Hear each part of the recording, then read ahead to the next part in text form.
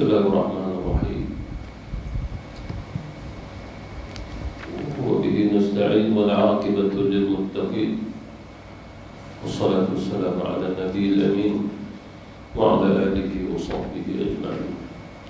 Asyhadu an la ilaha illallah wahdahu la syarika lah wa asyhadu anna Muhammadan 'abduhu wa rasuluh wa huwa habibuhu wa safiyuhu khaliluhu.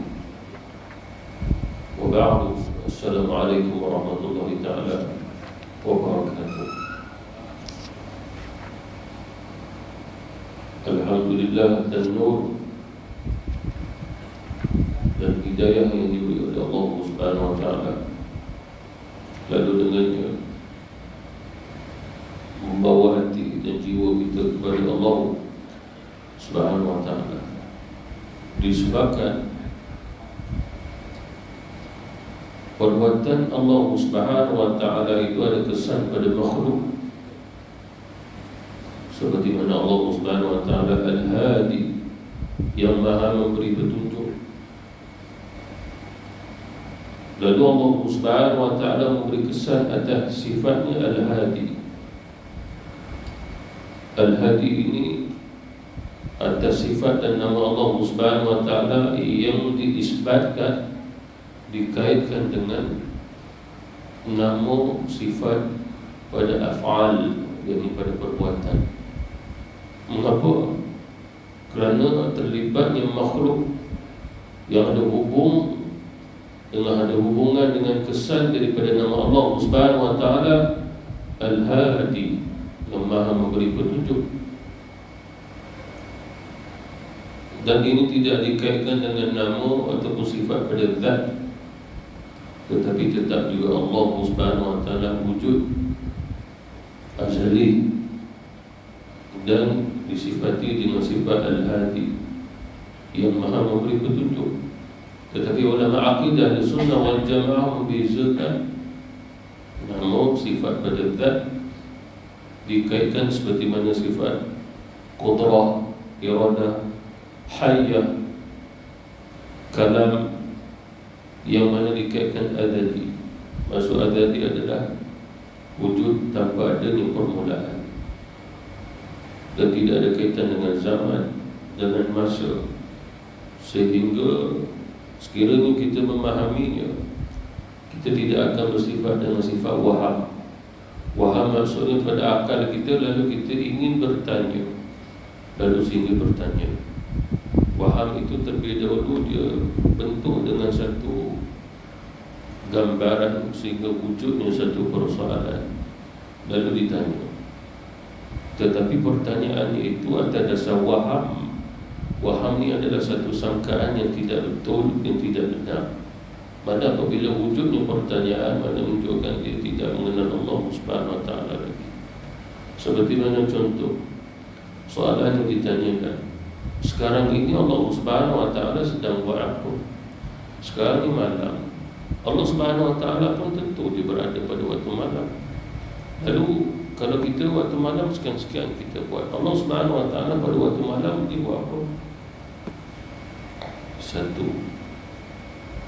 Yang kedua, waham yang wujud. Apabila wujud persoalan,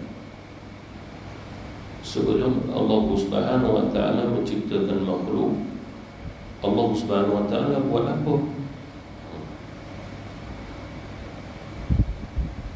Bagi contoh, sebelumnya dia naik jadi sebagai Perdana Menteri, dulu-dulu dia menteri apa? Sebelum dia naik menjadi pengarah, dulu dia kerja apa sebelum naik jadi pengarah? Ini waham. Sekiranya kita memahami akidah Sunnah wal Jamaah melalui peringkatnya, kaedah demi kaedah yang diajar oleh ulama kita kepada kita, kita tidak akan mewujudkan waham sedemikian. Mengapa agaknya? Sebab waham ini menyamakan Allah Subhanahu wa ta'ala seperti mana makhluk. Sebelum Allah ciptanya makhluk, Allah Subhanahu wa ta'ala buat apa? Contoh yang diberikan sebelum dia naik jadi pengarah, dia duduk tu kerja apa, di jabatan mana. Di sini ada menyamakan kedudukan Allah Subhanahu wa taala dengan kedudukan makhluk. Kerana apa? Waham itu dibina. Bila ditanya sebelum Allah Subhanahu wa taala menciptakan makhluk, dia buat apa? Lalu di situ wujudnya pada waham harakat, mutaharrik,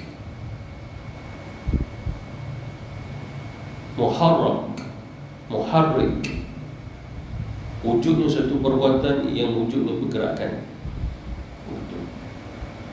Apa maksud pergerakan? Pergerakan di sini seolah-olah Allah Subhanahu wa taala juga bergerak.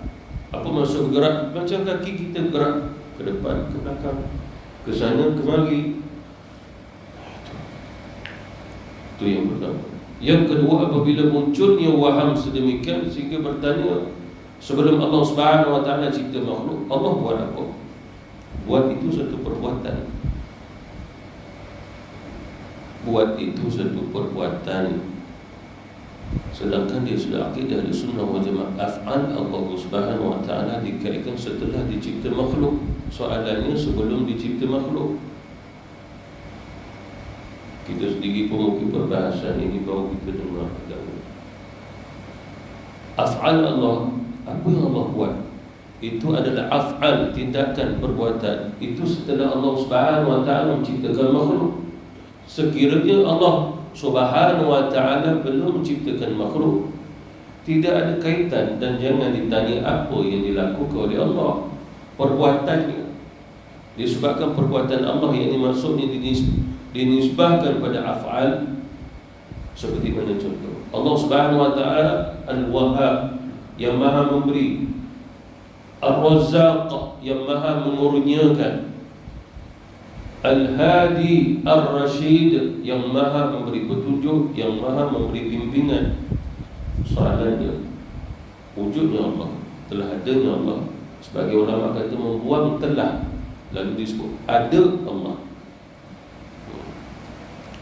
Ikut pada pemikiran orang awam macam mana dia nak terima. Sebab apabila disebut telah adanya Allah azali, kalimat telah itu dia ada i'rab, fi'il mudhari', fi'il madhi. Kalau telah itu adalah fi'il madhi, telah lepas, telah buat, telah berlaku.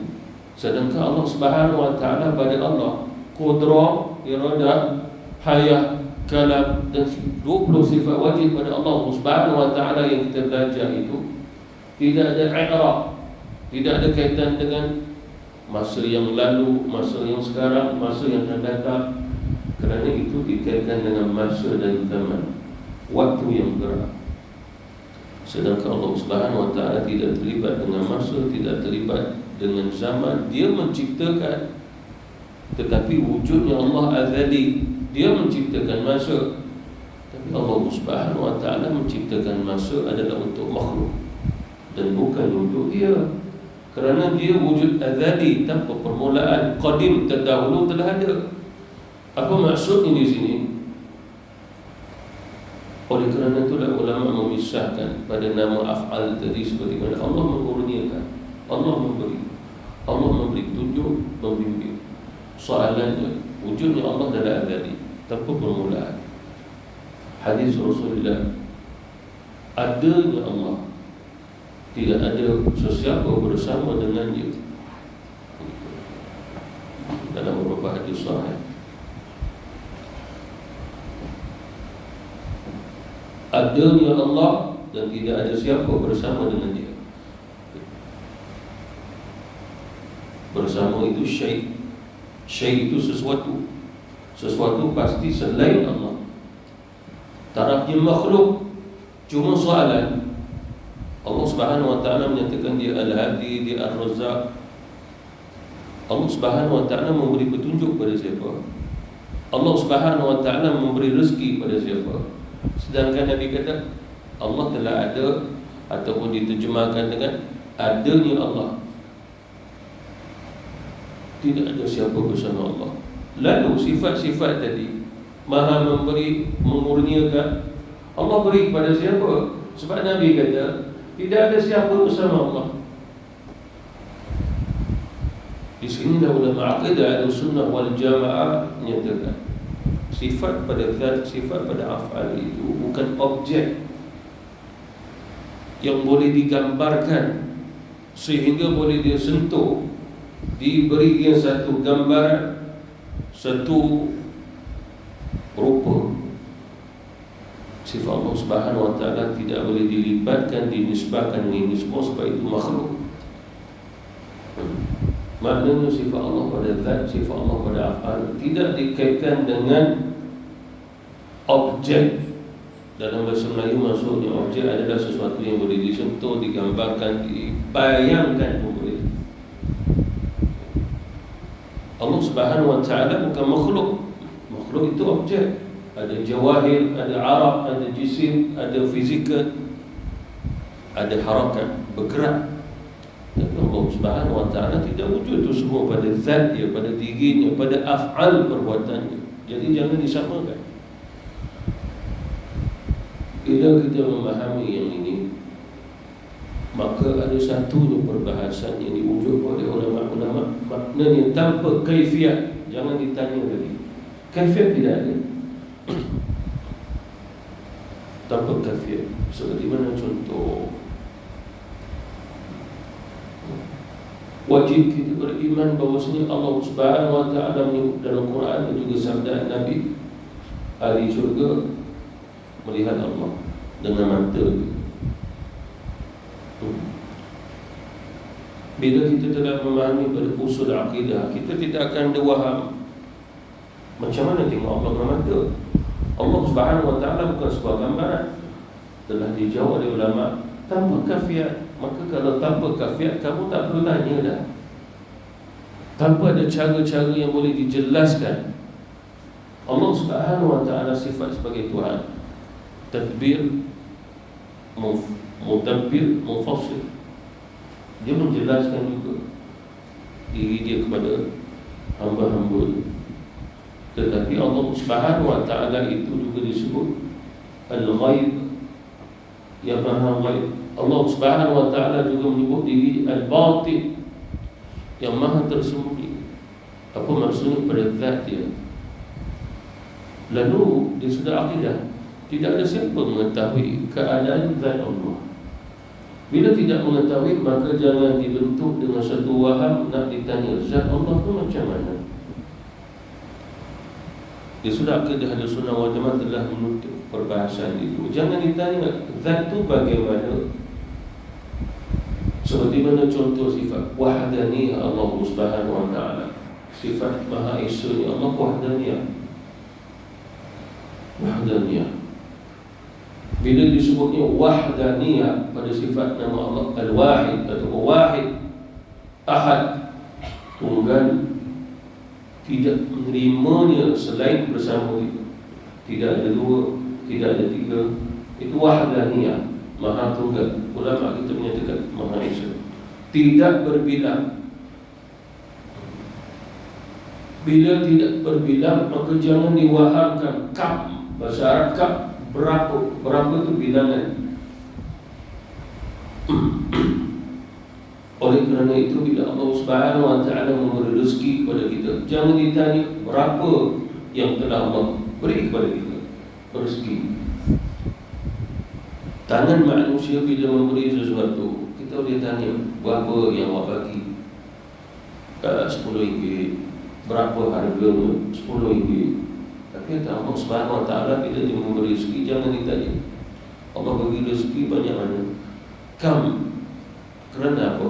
Pemberian Allah Subhanahu wa ta'ala tanpa kafiat. Kalau kita bertanya berapa banyak, berapa jumlah, menyamakan dengan sifat makhluk, itu dia sudah akidah Ahlussunnah wal Jamaah yang perlu kita ketahui. Bismillah.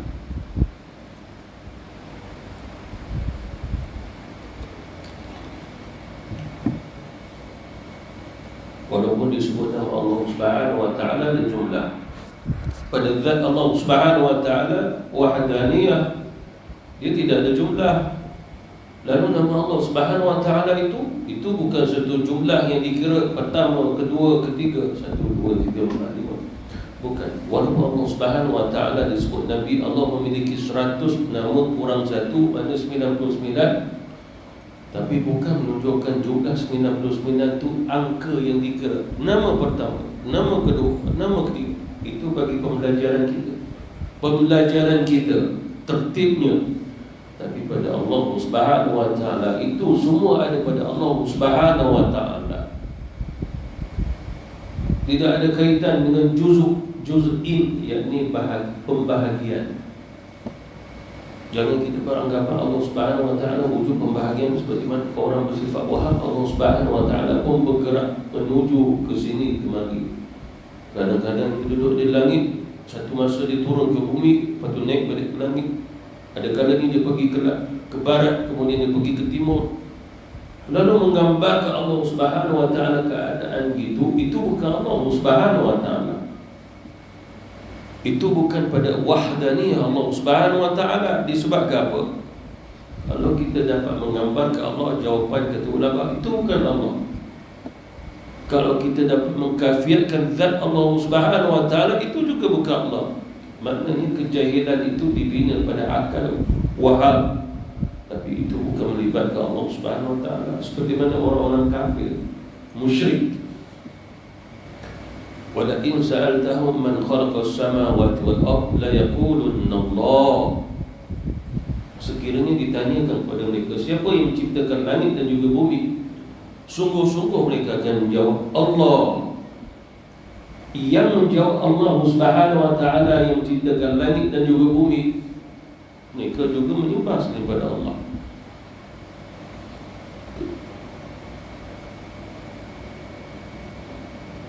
La yaqulunna Allah, ini yang menjawabnya musyrikin, orang-orang yang mensyirikkan Allah Subhanahu Wa Taala.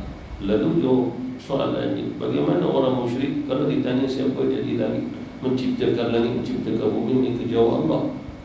Tapi mereka sembah selain daripada Allah. Itulah namanya musyrikin. Itulah namanya Arab musyrikin jahiliyah. Jahil sungguh mereka.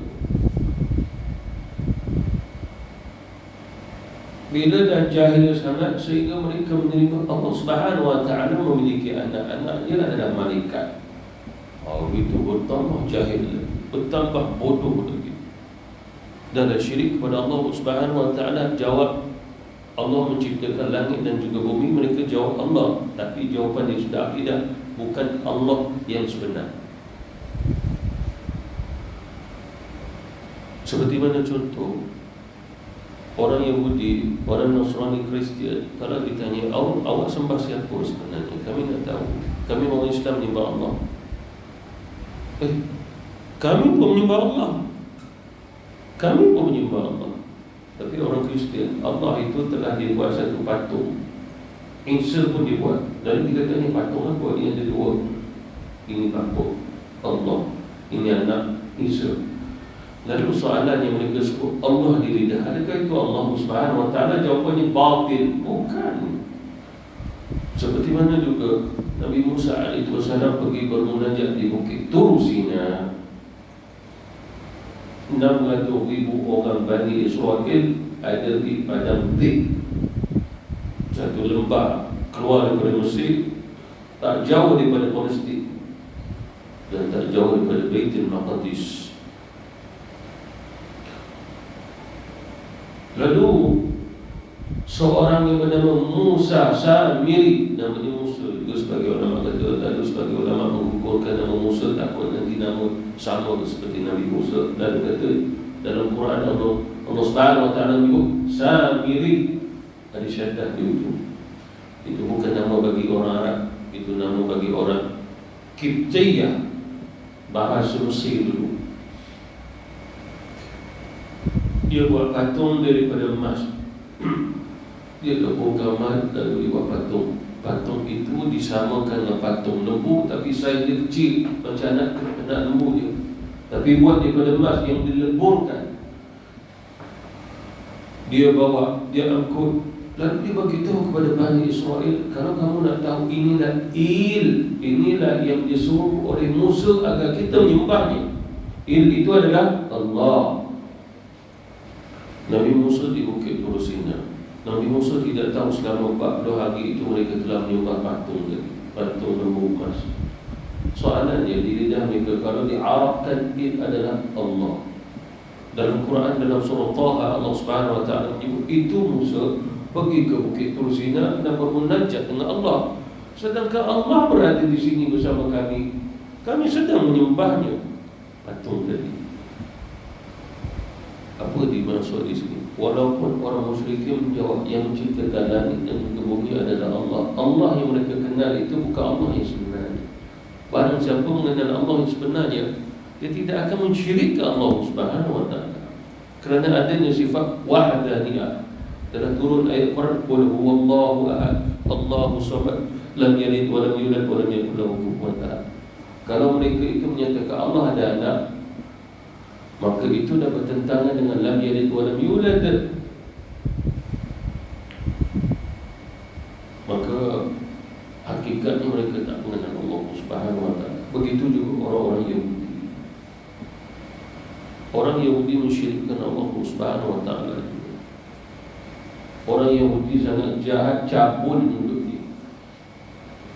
Dalam Quran yang telah kita pelajari beberapa ayat sebelum ini, mereka mengatakan yadullahi maghlula, tangan Allah Subhanahu Wa Taala terbelenggu gitu.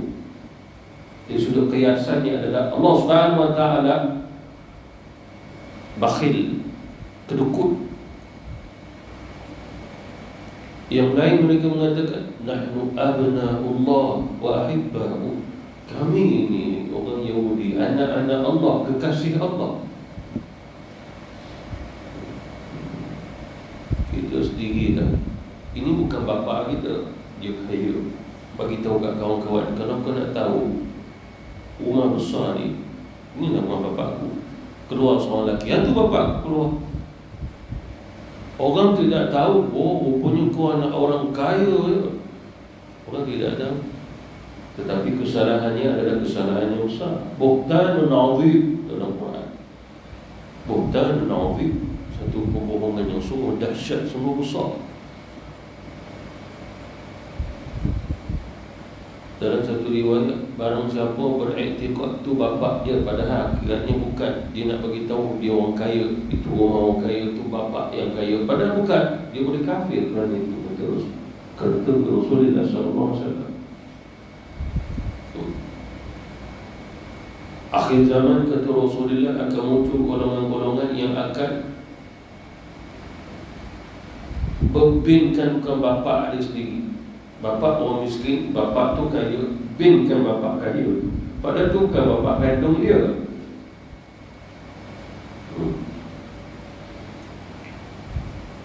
Sebagai ulama menyatakan golongan itu seolah-olah dah keluar Islam dulu, barulah disebut itu.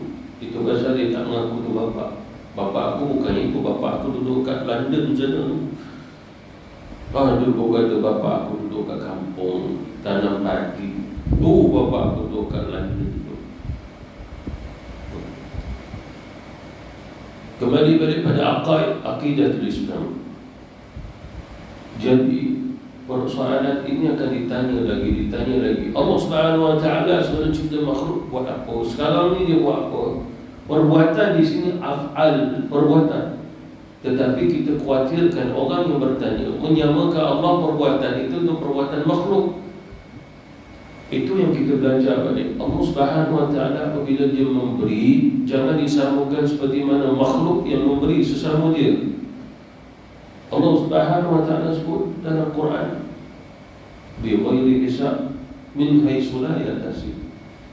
Kalau sekiranya Allah Subhanahu Wa Taala beri pemberian Allah bi ghairi hisab, kamu mana boleh hitung kira gaji kamu sebulan 4,000 boleh kamu kira apa yang diberi oleh Allah? Kamu tak boleh kira. La tuhsuha, bahkan nikmat yang diberi oleh Allah, Allah kata la tuhsuha. Kamu tak boleh kira. Maknanya pemberian Allah tidak boleh disamakan dengan apa yang ada dalam kepala otak manusia. Tidak boleh disamakan. Itu yang kita kena tahu sifat pada af'al tadi itu. Allah Subhanahu wa ta'ala memberi setelah dia cipta makhluk. Sebelum dia cipta makhluk, dia memang maha memberi. Tapi soalannya, dia beri kepada siapa? Dia beri atas diri dia? Bukan. Dia menciptakan atas diri dia? Tidak. Lalu dia beri kepada makhluk, dia cipta, adakan untuk makhluk. Maka kata ulama, ini adalah af'al tadi. Cuma walaupun perbuatan itu wujud pada zatnya Allah, sifatnya Allah, tetapi jangan dikaitkan dia objek atau bukan objek. Lalu nak disebut apa? Tanpa kaifiat. Jangan menggambarkan, jangan membayangkan. Kalau kita bertawakal kepada Allah Subhanahu wa ta'ala, jangan kita bertawakalkan. Kita bertawakal dengan sesuatu yang wujud, ada gambaran. Kita tidak bertawakal kepada Allah hakikatnya. Kerana kita menggambarkan ke satu kewujudan, lalu kita tawakal dengan kewujudan itu. Hakikatnya kita bertawakal kepada makhluk, bukan kepada Allah Subhanahu wa ta'ala.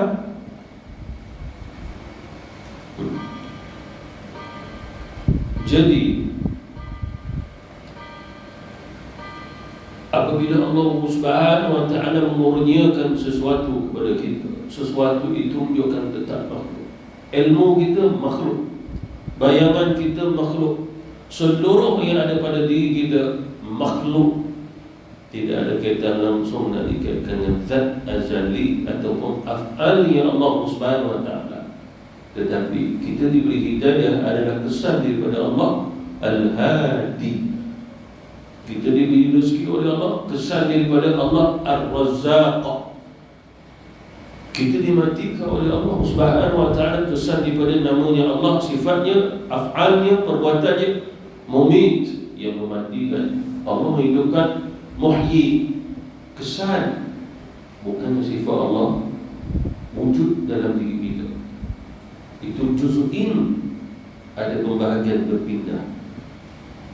Jangan kita mengkaitkan contoh seperti mana bapa seorang raja, pasti keraja. Raja itu berpindah pula, mana tumpuk pemerintahan berpindah pula kepada anak dia.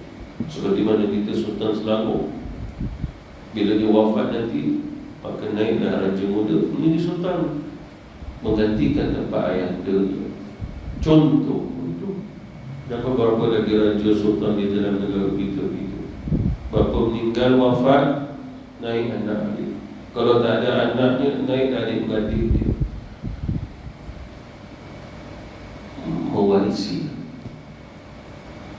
Lalu jangan dikaitkan Allah Subhanahu wa ta'ala dalam diri kita, kita mewarisi kepada Allah.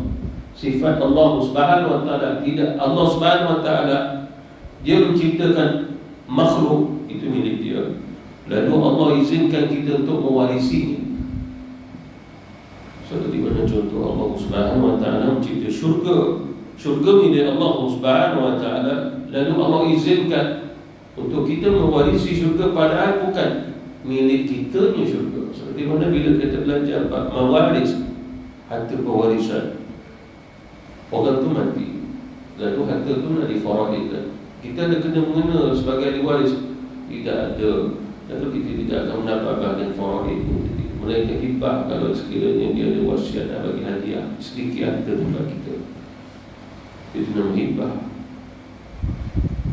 Itu harta dia, kita tak nak terlibat.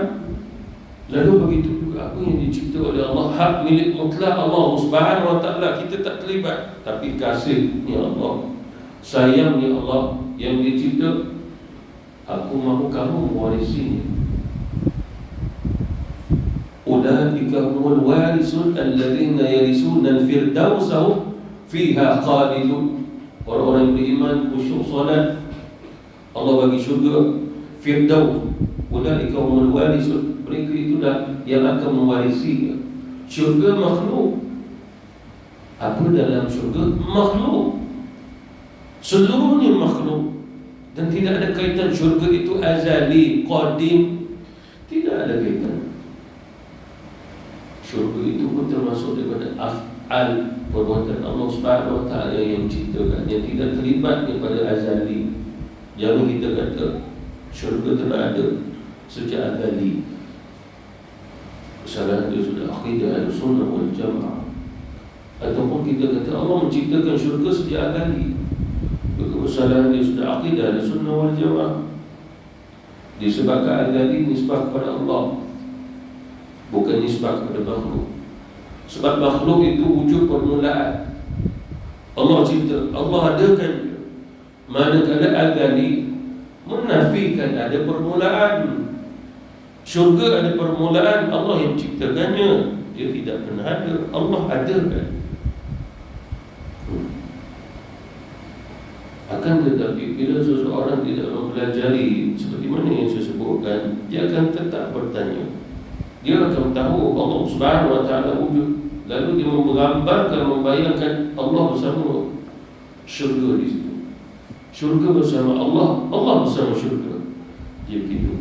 Seperti mana Allah menciptakan langit, langit bersama Allah, Allah bersama langit. Allah menciptakan tempat, tempat bersama Allah, Allah bersama tempat. Allah menciptakan alam semesta, alam semesta bersama Allah, Allah bersama alam semesta. Itu semua kesalahan dia sudah akidah Ahlussunnah wal Jamaah. Bila seseorang itu solat puasa Ramadan, Allah tidak menerimanya kerana itulah i'tiqad. Itu adalah waham yang batil. Allah bersama kita. Ia tidak ada masalah untuk menyebut demikian. Kita bermula daripada Allah, kita akan kembali kepada Allah. Tidak bersalah dia sudah akidah Ahlussunnah wal Jamaah pada usul. Tapi bila dah wujudnya waham yang tak betul, kita bersama Allah, maksudnya Allah bersama kita, kita bersama Allah. Seperti mana diberi contoh, hari ini kita bersama baginda Tuanku, baginda Tuanku bersama kita. Nanti lepas ni kita makan sama-sama dengan dia. Apa maksudnya? Hadirnya dia, hadirnya kita, lalu bersatu bersama-sama. Itu kesalahan di sudut akidah. Itu nama ittihad, hulul.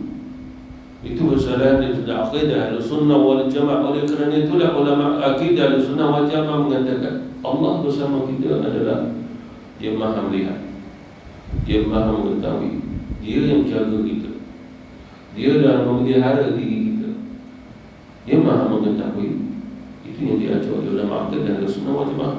Tetapi apa yang saya sebutkan tadi, Allah Maha melihat, Allah Maha mendengar, Allah Subhanahu wa ta'ala Maha memberi, tidak ada kaitan objek atau bukan objek, melainkan jangan dikafiatkan bagaimana. Seperti mana contoh soalan yang lain, dia mengakui Allah Subhanahu wa ta'ala wujud dan dia tidak menafikan. Cuma soalannya, bila Allah wujud? Mata tu bila? Sedangkan dia sudah akidah, kita telah mempelajari Allah Subhanahu wa ta'ala tidak terlibat dengan masa. Mata itu untuk masa. Lalu mengapa ditanya lagi bila Allah telah wujud, bila Allah wujud? Yang lain kaifa, bagaimana? Bagaimana dia boleh wujud? Kaifa. Kaifa ini menunjukkan hal, keadaan. Macam kita kaifa halak, orang Mekah di sini kaifa halak, Mesir kaifa haluk. Beza balik atas balik depan. Bagaimana keadaan awak? Keadaan alhamdulillah bil khair, keadaan saya baik, alhamdulillah. Keadaan baik apa maksudnya? Makhluk bersifat makhluk. Lalu adakah kita mengetahui hal yang Allah Subhanahu wa ta'ala keadaannya, sedangkan tak ada siapa mengetahui keadaan Allah? Sebab keadaan itu bukan menunjukkan dia, kerana dia telah dia itu wujud tapi tidak memiliki akan keadaan seperti mana yang kita faham. Cuma Allah Subhanahu wa ta'ala menyatakan, lalu ulama akidah Ahlussunnah wal Jamaah mengatakan kaunuhu mutakalliman, keadaannya yang terus menerus berbicara. Oleh kerana itulah kaunuhu bukan menunjukkan keadaan macam kita, keadaan malam, keadaan siang. Apa yang kita rasa? Adakah Allah Subhanahu wa ta'ala memiliki itu sehingga dia juga berasa? Allah Subhanahu wa ta'ala mempunyai sifat cinta, tapi adakah kita juga memiliki sifat cinta yang sama seperti mana yang dimiliki oleh Allah? Sebagian orang mengatakan sama je. Maka maka dia boleh kafir kerana menyamakan sifat. Laisa kamitslihi syai'. Allah Subhanahu wa ta'ala tidak diumpamakan dengan sesuatu. Jangan disamakan. Ya, Allah Subhanahu wa ta'ala mencintai, tapi sifat mencintai af'al, perbuatan. Jadi jangan dikaifiatkan. Ulama usul telah menyebut bukan objek, bukan yang itu tidak dikatakan objek, tidak dikatakan bukan objek. Hanya jangan dikaifiatkan. Allah mencintai, Allah memberi keampunan, Dia merahmati, Dia meridai. Semoga itulah termasuk pada sifat cinta Allah kepada hamba-hamba. Tetapi jangan disamakan cinta ini seperti mana satu perasaan. Allah juga wujud perasaan. Jangan disamakan. Oleh kerana itu, bila Rasulullah mengajar kita tentang cinta Allah, cinta makhluk, Nabi pisahkan berarti cinta. Nabi buat contoh. Rasulullah SAW tanya sahabat, kamu tengok itu ibu itu dengan anak. Depan Rasulullah tak jawab kepada Nabi dan juga para sahabat, ada seorang ibu sedang menyusukan anak dia, cium anak dia, dukung anak dia. Lalu Rasulullah mengatakan kepada sahabat, kamu rasa ibu ni mencintai tak anak itu? Ya Rasul, itulah sifat cinta seorang ibu pada anaknya. Lalu Rasulullah mengatakan, Allah Subhanahu wa ta'ala jauh mencintai daripada cintanya seorang ibu kepada anak. Lalu disebutkan ulama akidah dan sunnah wal jamaah, bukan cinta itu sama, cuma cinta Allah lebih. Bukan. Tapi Nabi menyebut demikian untuk membezakan taraf cinta Allah dengan taraf cinta makhluk. Seperti mana contoh, isteri mencintai suami, suami mencintai isteri. Tetapi bolehkah suami memasukkan isterinya ke dalam syurga? Atau isteri memasukkan suaminya ke dalam syurga? Atau isteri mengampunkan dosa suaminya? Ataupun suami mengampunkan dosa isterinya? Jawapannya tidak. Mereka terizin Allah Subhanahu wa ta'ala beri keampunan atas perintahku. Apa maksudnya di sini? Cintanya makhluk tetap kena mengharapkan cintanya Allah Subhanahu wa ta'ala. Jadi di sini nak wujud perbezaan. Bila dikaitkan dinisbah kepada Allah, tanpa kaifiat. Jangan dikaitkan, jangan digambarkan, jangan. Tetapi bila makhluk terlibat, maka silakan gambarkan, libatkan. Itu tidak ada masalah. Seperti mana contoh kita solat, kita diperintah oleh Allah, ya benar. Tetapi diizinkan bagi kita ketika mana solat menggambarkan Kaabah. Tidak ada masalah. Kata ulama akidah, ada sunnah wal jamaah dan ulama syariat. Seseorang boleh diharuskan baginya menggambarkan Kaabah. Itu pun kalau dia tahu gambar Kaabah macam mana, daripada dia menggambarkan Allah Ta'ala yang mana Allah bukan gambar, maka mendatangkan waham pada akal di otaknya. Itu batil. Kerana menggambarkan Allah mana menunjukkan pada hal dan juga kaifiat. Itu kesalahan yang sudah aqidah ada sunnah wal jamaah. Hal wal kaifiat. Kaifiat dia. Seperti mana contoh, kita tak pernah pergi ke satu negara luar, kat barat sana. Kawan kita banyak kali pergi. Dia cerita, kita menggambarkan. Contoh yang lain lebih mudah lah. Aku balik daripada pulau, bawa anakku, cicit aku, cucu. Oh, pulau tu dia punya laut dia biru, boleh nampak dia batu karang dalam tu. Kawan tak pernah pergi, hanya menggambar, membayangkan. Menggambarkan itu tidak ada masalah sebab tarafnya makhluk. Tetapi bila dikatakan Allah Subhanahu wa ta'ala melihat kita kena melihat Allah, gambarkan. Itu salah dia sudah akidah, dia sudah macam. Sebab menggambarkan Allah itu hal, itu kaifiah. Yang ulama melarang jangan kita lakukan, kerana apabila kita melakukannya, ibadah kita tidak akan diterima oleh Allah.